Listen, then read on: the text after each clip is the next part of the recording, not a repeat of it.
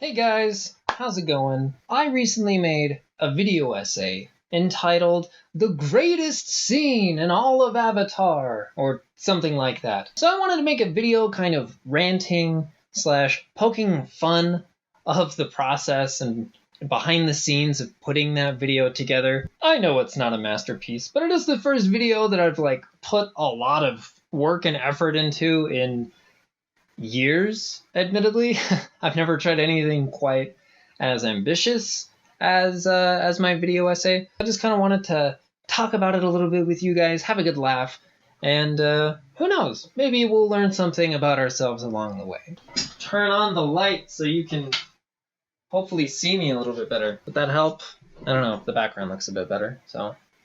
For those of you wondering, a video essay is a style of video here on YouTube, or I guess really any platform where you take a certain subject or topic from any type of media of your choice and you dedicate an entire video just discussing it, whether that be to inform or entertain or make an argument or break down and deconstruct certain scenes or whatever. There's a different type of video essay for nearly every genre and every type of media, fiction, nonfiction, what have you. I have fallen down the YouTube rabbit hole many times watching these types of videos, so I thought I would try my hand at it and see just how difficult video essays really are. First off, this is a very professional type of genre, I feel like. You're going to be pulling up different types of footage and images and editing that over a voiceover, maybe intersplicing it with a couple clips of you actually talking to the camera and whatnot. So compared to my normal content that I make, this was going to be quite a challenge, but one I was more than willing to take up because without challenge, you don't really learn anything. The very first thing that I worked on was the script. I knew what I wanted to work on. I just needed to make it sound more professional and eloquent than me trying to improvise all my lines, because it's a lot easier to improvise, but it sounds significantly worse. So I figured I might as well put in the effort to maybe sound good. I discovered something very interesting about myself. Not very many people can say this, but I don't like writing scripts. I don't know why I went into this not thinking that writing an essay wouldn't be problematic for a video essay. Just goes to show how ignorant I am. There's a reason I'm not an English major, and it's because I do not like writing. It's very difficult to write a cohesive, just generally good script that you can read out loud and have people follow without going, ugh. Stop it. I spent in total probably around 15 hours throughout the entire video editing process on script writing alone.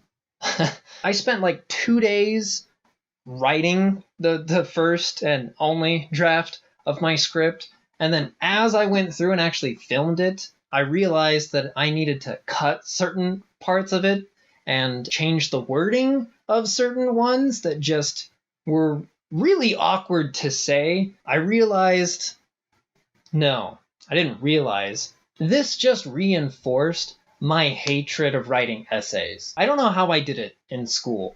And for someone that's going back to college in the fall, I'm not looking forward to writing essays because they suck. They are the worst. I don't know why I chose. I'm getting worked up already. It's very difficult to write a cohesive script in general, especially when you're trying to sound professional and stay on point. Once the script was complete for the first time, I decided it was time to record my beautiful, soothing voice, saying the wonderful words out loud and putting them out into the actual world. So I used Audacity, which is an audio editing software, to actually do the recording and balancing the sound and everything. And I feel like I actually did a pretty decent job. A couple of things that I noticed, these are really just like personal nitpicks, but I am kind of not very good at narrating. I feel like a good narrator has like a kind of commanding voice or soothing, one that you really want to listen to. I don't feel like I have that. I feel like no one really likes the way that their voice sounds for the most part, but especially when you're like a high-pitched, nerdy voice like me, it just does not help your case in the slightest. So that was fun. Overall, I did it.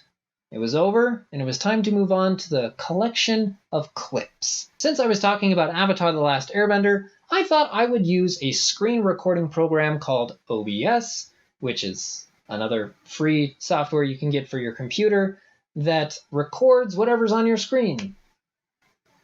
Fancy that.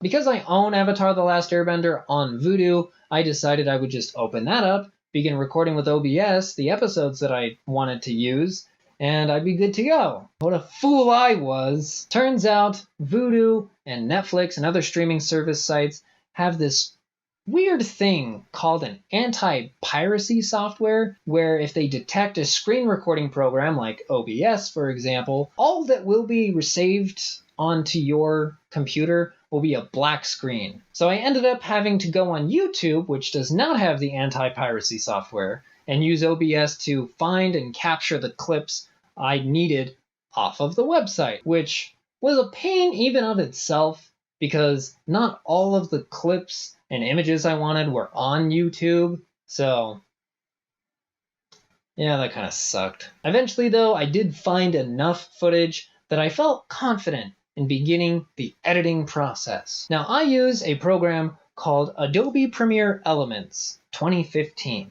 which is essentially the professional version of the Adobe editing software, just like really dumbed down to like a bare bones, this kind of resembles the thing that good people use type software.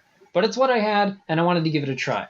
I will say, most of my problems while editing the video were just technical difficulties from me not understanding how to use the software correctly. It was still annoying though, and I'm going to talk about it. For starters, when I very first booted up the program, there are these things called tracks. Okay, so each track you can put an audio or a video clip, and if you want to have multiple clips going at the same time, you can put them on several different tracks that overlap one another, and it can look pretty cool if you know how to use it correctly. Well, when you very first boot up Adobe Elements, there are only 3. And my dumb brain assumed, I guess, they just didn't decide to give me more than 3. Turns out you can just right-click and add more tracks.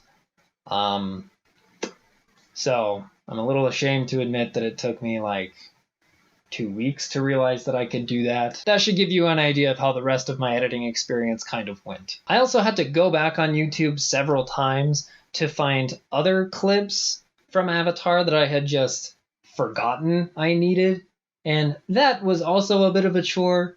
Something about the OBS recording software is when you record any footage, it saves it as a .mkv file.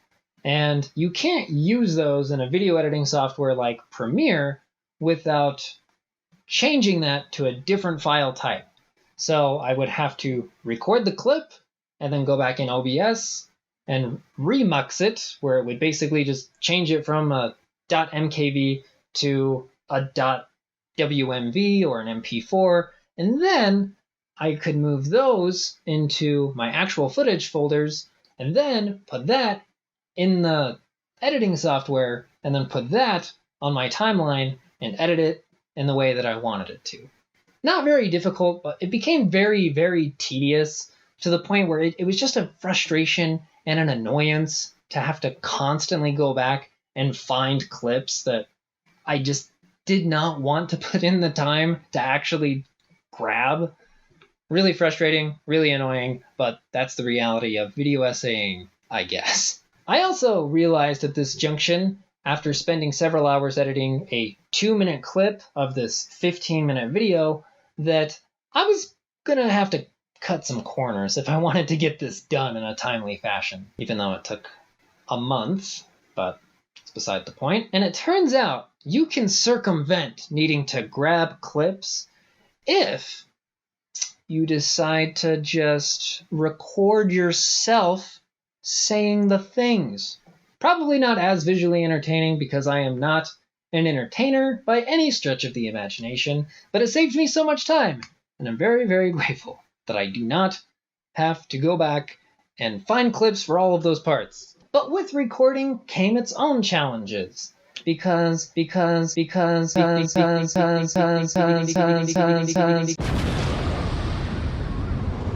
order for me to see my script, I need glasses. But if I wear glasses, then you'll get lots of glare from all the different light sources in the room.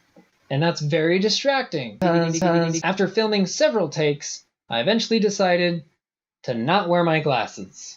So I was blind, and I had to memorize my script. I can't remember my line. Oh no. And I can't read it either. That was not fun. That was no bueno. I did eventually do it, but it took like 8 takes, which that wasn't fun. I did not enjoy that in the slightest, but it's over with.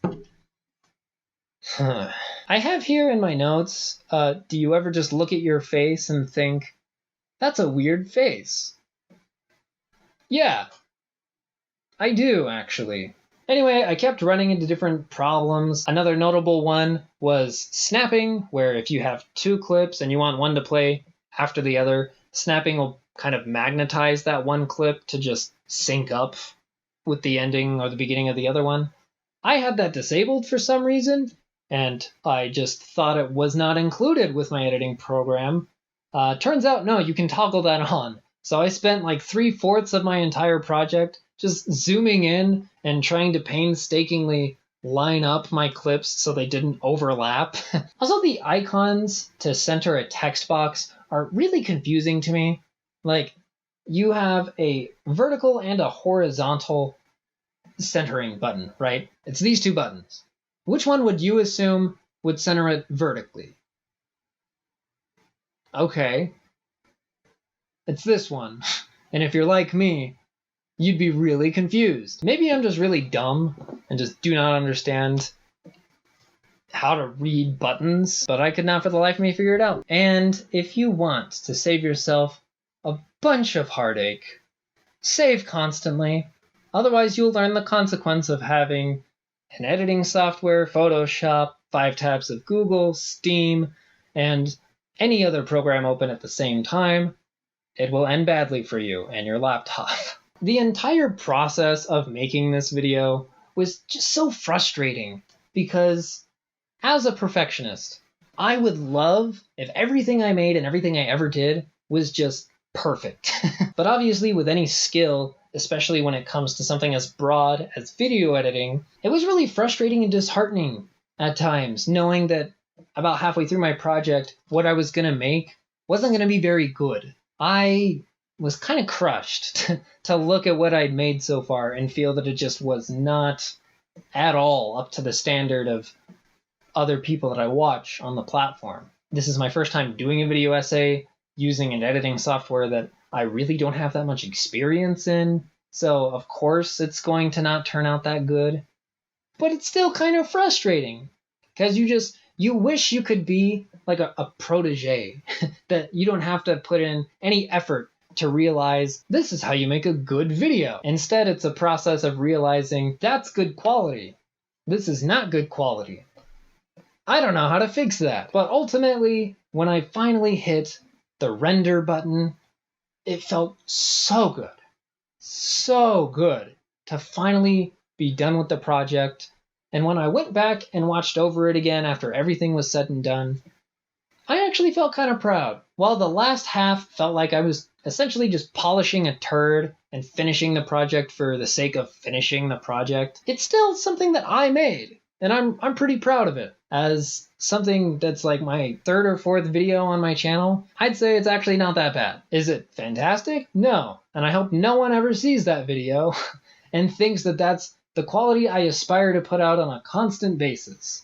I do hope to improve, and I feel like because I did this, I've improved tremendously. And I fully intend and plan on using everything I've learned to and not to do in every project from here on out. I have a newfound appreciation for people that make video essays. It truly does take a lot of hard work, not only to write a decent script, but also to do a good narration, to find the appropriate clips and footage that you need, and to find good music, which is something I didn't even try and tackle because that's a nightmare even of itself. But it takes a lot of hard work to get all of these elements to work together and create a synergy that's enjoyable for a viewer to watch and experience and want to continue coming back and experience. To summarize, video essays are pain. And if I ever do one again, I'm probably being held at gunpoint. Please send help. Before I end, I do want to give a quick shout out and thank you to the video essay YouTubers that kind of inspired me to make this for myself. So a huge thank you to Hello Future Me, to NerdSync, That One Doesn't Count, Full Vat Videos, The Closer Look. There are so many very, very good video essay YouTubers out there that deserve all the love and appreciation for all the hard work that they put into their videos. So please check them out. Links to their channels are in the description down below. If you have any suggestions for your own video essay YouTubers that you would like to include, please feel free to share those in the comments down below, along with your thoughts and feelings on this kind of content, reactionary content. I will try to make something a little bit more high effort than this. I am working currently on a video game video that I do hope to be coming out here real soon. But I just wanted to upload something and kind of take a little bit of a breather and relax from having to find YouTube clips and footage for a video that I didn't even consider to be that good to begin with. Anyway, thank you guys for watching. If you'll excuse me, I'm going to go yell at my printer until it prints out the recipe for a viral video. So I'm just going to take care of that. And cut.